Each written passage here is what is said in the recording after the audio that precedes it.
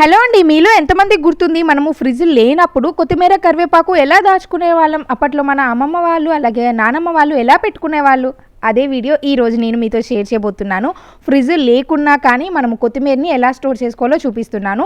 ఇక్కడైతే మనము ఎక్స్ట్రాగా ఉన్న ఈ మట్టి, ఏరులు, అలాగే పిచ్చాకు, గడ్డి, పండిపోయిన ఆకులు, లేత ఆకులు ఖచ్చితంగా వీటన్నిటిని సెపరేట్ చేసుకొని ఆ తర్వాత కొత్తిమీరని మరీ చిన్న చిన్న పీసెస్ కాకుండా ఇట్లాగా 2 ఇంచెస్ 1 ఇంచ్ గ్యాప్ తీసుకొని ఇట్లాగా కట్ చేసుకోవాలన్నమాట. వీటిని కడగటం, తడపటం అలాంటి ఏమీ చేయకుండా డైరెక్ట్గా కట్ చేసుకోవాలి. ఇప్పుడు ఏదైనా ఒక స్టీల్ బాక్స్, ప్లాస్టిక్ బాక్స్ ఏదైనా తీసుకోవచ్చు. దాంట్లోకి మందంగా ఉన్న కర్చీఫ్ని ఒకటి తడిపి దాంట్లో వేసుకోవాలి నేను చూపించినట్లుగా. ఆ తర్వాత కొత్తిమీర, తోటకూర, కరివేపాకు, ఏ ఆకుకూరలైనా పర్లేదు సేమ్ ప్రాసెస్లో దానిపైన ఇంకొక తడి కర్చీఫ్ కూడా పెట్టుకోవాలి. అది కూడా కొంచెం మందంగా ఉన్నది మాత్రమే సెలెక్ట్ చేసుకొని ఇలాగ గట్టిగా మూతను పెట్టేసుకొని మనము ఆ కర్చీఫ్స్ని తడుపుతూ మనము స్టోర్ చేసుకున్నారంటే ఈజీగా 15 రోజులు స్టోర్. ఈ వీడియో నచ్చితే డెఫినెట్గా ఉపయోగపడే వాళ్ళకి షేర్ చేయండి.